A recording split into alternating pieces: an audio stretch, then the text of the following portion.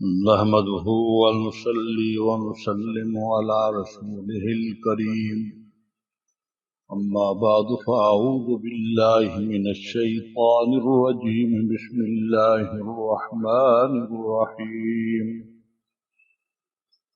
إنا أنزلناه في ليلة القدر وما أدراك ما ليلة القدر ليلة القدر خير من 1000 شهر تنزل الملائكة والروح فيها بإذن ربهم من كل أمر سلام هي حتى مطلع الفجر إن الله وملائكته يصلون على النبي يا أيها الذين آمنوا صلوا عليه وسلموا تسليما اللهم صل على محمد وعلى آل محمد.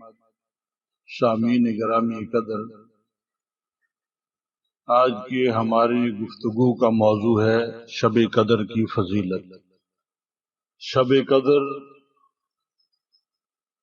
قدر کا معنی عزت والا، اور شب کہتے ہیں رات کو، یعنی عزت والی رات. اور محاورہ میں رمضان شریف کی آخری عشرہ میں 5 طاق راتوں میں سے ایک رات کو شب قدر کہتے ہیں، لیلۃ القدر کہتے ہیں، جس میں عبادت کرنا 1000 مہینوں کی عبادت سے بہتر ہے. اس کی بزرگی کے بارے میں اللہ رب العزت نے قرآن مجید میں ارشاد فرمایا ہے، بے شک ہم نے اس قرآن کو شب قدر میں نازل فرمایا. اور آپ صلی اللہ علیہ وسلم کو کس نے بتایا کہ شب قدر کیا چیز ہے؟ شب قدر 1000 مہینوں سے بہتر ہے. اس میں ہر کام کو سر انجام دینے کے لیے فرشتے اور روح الامین اللہ کے حکم سے اترتے ہیں. یہ رات سلامتی والی ہے فجر کے طلوع ہونے تک. گرامی قدر حاضرین محترم، اس سورت کا شان نزول یہ ہے، جناب محمد الرسول اللہ صلی اللہ علیہ وسلم نے بنی اسرائیل کے 4 عابدوں کا ذکر سنا جنہوں نے 80 سال تک اللہ کی عبادت کی تھی. ایک آنکھ جھپکنے کے برابر بھی حضرت ایوب علیہ السلام، حضرت زکریا علیہ السلام، حضرت حزقیل علیہ السلام، حضرت یوشع علیہ السلام. اس سے صحابہ کرام کو سخت تعجب ہوا. حضرت جبریل امین علیہ السلام تشریف لائے اور فرمایا، اے محمد الرسول اللہ صلی اللہ علیہ وسلم، آپ کی جماعت نے ان کی عبادت پر تعجب کیا، تو اللہ تعالیٰ نے اس سے بھی افضل چیز نازل فرمائی ہے آپ کی اس محبوب اور پسندیدہ جماعت کے لیے، اور فرمایا کہ یہ افضل ہے اس سے جس پر آپ نے اور آپ کے اصحاب نے تعجب کیا ہے. چنانچہ نبی اکرم صلی اللہ علیہ وسلم اور آپ کے صحابہ کرام بے حد خوش ہوئے. ابن ابی خاتم اور ابن کثیر میں یہ روایت موجود ہے. حضرت مجاہد رحمت اللہ علیہ اس کا یہ مطلب بیان کرتے ہیں کہ اس رات کا نیک عمل، اس کی نماز 1000 مہینوں کی نماز روزے سے بہتر ہے جن میں لیلۃ القدر نہ ہو. اور نبی اکرم صلی اللہ علیہ وسلم نے ارشاد فرمایا کہ رمضان میں ایک رات ہے جو 1000 مہینوں سے افضل ہے. اس کی بھلائی سے محروم رہنے والا حقیقی بدقسمت ہے. مسند امام احمد کی روایت ہے. احباب گرامی، جو شخص مغرب کی نماز ادا کرنے والا ہے، عشاء کی نماز پڑھنے والا ہے، رات کو تہجد کا اہتمام اور ذکر و اذکار کرنے والا ہے رمضان المبارک کے مہینوں میں، وہ خوش نصیب شخص ہے. وہ اس رات کی برکات سے مالا مال رہتا ہے، وہ محروم نہیں ہوتا۔ محروم وہی لوگ ہوتے ہیں جو اس رات کو عبادت کرتے ہی نہیں، جو مسجد کی راہ لیتے ہی نہیں، جو جائے نماز کی طرف دیکھتے ہی نہیں ہے مڑ کر، جو اللہ کا ذکر، اللہ کی یاد کو بھولے ہوئے ہیں، وہ لوگ محروم ہوتے ہیں۔ نبی اکرم صلی اللہ علیہ وسلم کا ارشاد گرامی ہے، من قام لیلۃ القدر ایمانا و احتسابا غفر له ما تقدم من ذنبه، بخاری شریف کی روایت ہے۔ فرمایا جو شب قدر میں قیام ایمانداری، نیک نیتی اور اخلاص سے کرے، اس کی اگلے سارے گناہ معاف ہو جائیں گے۔ تھوڑی بات اور مہینوں کی عبادت کے برابر ایک رات کی عبادت ہے۔ تو خوش نصیب ہوتے ہیں وہ لوگ جو اس رات کی قدر کرنے والے ہیں۔ اس رات میں فرشتے اترتے ہیں اور مومن مردوں اور عورتوں کے لیے دعائیں کرتے ہیں۔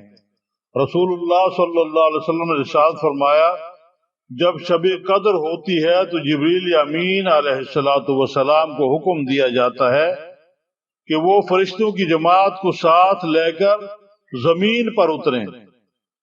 چنانچہ وہ اترتے ہیں اور ان کے ساتھ سبز جھنڈا ہوتا ہے جس کو بیت اللہ شریف کی چھت پر نصب کر دیتے ہیں، اور حضرت جبریل امین علیہ السلام کے 600 بازو ہیں۔ ان میں سے 2 پر ایسے ہیں جن کو صرف شب قدر میں پھیلاتے ہیں، جو مشرق سے مغرب تک پھیل جاتے ہیں، اور سب فرشتوں کو اسی رات میں تیار کرتے ہیں، جو اس رات کے ہر ایک نمازی اور عبادت کرنے والوں اور ذکر الہی کرنے والوں اور قرآن کی تلاوت کرنے والوں سے سلام و مصافحہ کرتے ہیں، اور ان کی دعاؤں میں آ کر شامل ہوتے ہیں اور ان کی دعاؤں پر آمین کہتے ہیں۔ کوئی بھی لیلۃ القدر کی رات کو دعا کرنے والا شخص ایسا نہیں ہوتا جس کی دعا پہ فرشتے آمین نہ کہتے ہوں، اور فرشتے آمین کہہ دیں تو کیسے ہو سکتا ہے کہ وہ دعا قبول نہ ہو؟ صبح و صادق تک فرشتے رہتے ہیں، صبح ہونے کے بعد حضرت جبریل علیہ السلام سب کو کوچ کرنے کا حکم دیتے ہیں کہ چلو تو یہ فرشتے ان سے دریافت کرتے ہیں کہ اللہ تعالیٰ نے امت محمدیہ کے ساتھ کیا سلوک کیا، کیا برتاؤ کیا۔ حضرت جبریل علیہ السلام فرماتے ہیں اللہ تعالیٰ نے سب کو نظر رحمت سے دیکھ کر اسی رات میں معاف کر دیا، سوائے 4 بدنصیب لوگوں کے۔ اصحاب رسول، محبوبان رسول صلی اللہ علیہ وسلم نے پوچھا کہ اللہ کے رسول وہ 4 لوگ کون ہیں؟ آپ صلی اللہ علیہ وسلم نے فرمایا کہ مدمن الخمر، جو شراب پینے والا ہے، اور دوسرا والدین کی نافرمانی کرنے والا، اور یہ والدین کی نافرمانی کا عنصر آج ہمارے معاشرے کو یہ فرید کھا گیا ہوا ہے۔ بیوی کے ہم وفادار ہیں، وفا شعار ہیں، خدمتگار ہیں، لیکن والدین کے لیے ہمارے دلوں میں نفرت ہے، بغض ہے، گستاخی والا طور طریق ہم اپنے والدین کے ساتھ برت رہے ہوتے ہیں۔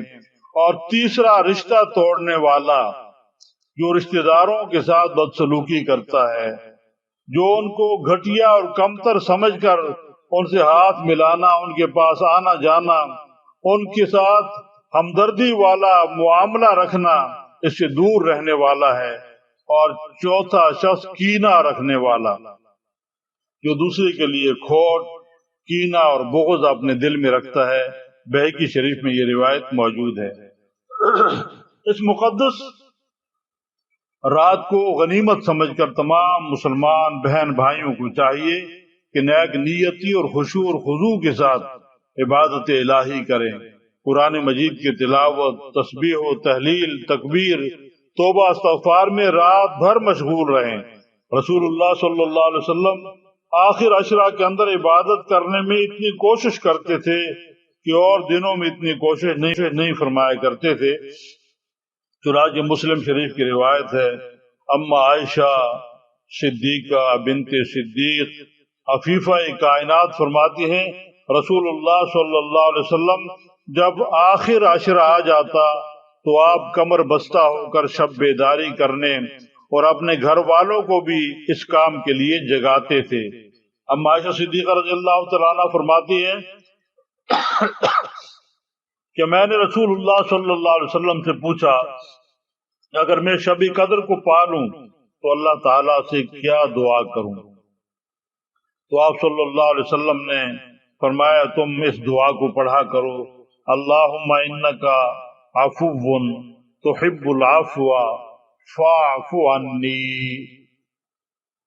جس کا ترجمہ یہ ہے یا اللہ تو معاف کرنے والا ہے، معافی کو دوست رکھتا ہے تو مجھے معاف فرما۔ قدر کی کچھ نشانیاں ہیں۔ اس رات میں سکون ہوتا ہے، بڑی پرسکون سی جو ہے فضا ہوتی ہے اس رات کو، کوئی ٹینشن، کوئی ذہن پہ بوجھ انسان کا نہیں ہوتا، نہ زیادہ گرمی ہوتی ہے نہ زیادہ سردی ہوتی ہے۔ اگر سردی کے مہینہ میں آ جائے تو سردی زیادہ نہیں محسوس ہوتی، گرمی کے مہینہ میں آ جائے تو گرمی زیادہ محسوس نہیں ہوتی، اور نہ اس رات کو شہاب ثاقب مارے جاتے ہیں، وہ ستارے جو جھڑتے ہیں اور شیاطین کو مارے جاتے ہیں، آسمان روشن اور صاف ہوتا ہے۔ اس کی صبح کو سورج کی شعائیں ہلکی ہوتی ہیں، اور بعض روایات میں ہے کہ اس رات کو کتے نہیں بھونکتے۔ یہ جو ہمارے ہاں مشہور ہے کہ یہ درختوں نے سجدہ کر لیا تھا جی، دیواروں نے سجدہ کر لیا تھا جی، اور جی سجدہ کر لیا تھا جی، اور جی روشنی تھی اور یوں چمک رہی تھی اور یوں جو ہے وہ شعلے چل رہے تھے، یہ ساری باتیں ہیں جو ملنگ لوگوں نے بنائی ہوئی ہیں۔ احادیث رسول صلی اللہ علیہ وسلم میں ان چیزوں کا کوئی ثبوت نہیں ہے، جعلی پیروں کے یہ بنائے ہوئے بکھیڑے ہیں، لوگوں کو گمراہ کرنے کے لیے انہوں نے اس طرح کی چیزیں رواج دی ہوئی ہیں۔ شب عید رمضان مبارک کا آخری جو جشن ہے اور رمضان مبارک کی آخری جو عبادت کی گھڑیاں ہیں ان میں شب عید بھی آتی ہے۔ نبی اکرم صلی اللہ علیہ وسلم نے شب عید کی بڑی فضیلت بیان فرمائی ہے، چاہے وہ عید الفطر کی شب ہو چاہے عید الاضحیٰ کی شب ہو۔ فرمایا آپ صلی اللہ علیہ وسلم نے جو عید کی رات کو جاگ کر عبادت کرے وہ جنت میں داخل ہوگا اور قیامت کے دن اس کا دل زندہ رہے گا۔ رسول اللہ صلی اللہ علیہ وسلم نے ارشاد فرمایا جو شخص دونوں عیدوں کی رات کو شب بیداری کرے گا نیک نیتی اور اخلاص سے تو اس کا دل نہیں مرے گا، جس دن اوروں کے دل مردہ ہو جائیں گے۔ ابن ماجہ شریف کی روایت تھی۔ اسی طرح آپ صلی اللہ علیہ وسلم کا ارشاد گرامی ہے جو ان 5 راتوں کو جاگے گا اس کے لیے جنت واجب ہو جائے گی۔ ذی الحجہ کی 8ویں 9ویں اور 10ویں تاریخ کی رات اور عید الفطر کی رات اور شعبان کی 15ویں رات اللہ تعالی ہمارے روزوں کو قبول فرمائے، تراویح اور شب بیداری کو بھی قبول فرمائے اور زیادہ سے زیادہ نیک اعمال کرنے کی توفیق عطا فرمائے۔ سبحان ربک رب العزت عما یصفون والحمد للہ رب العالمین۔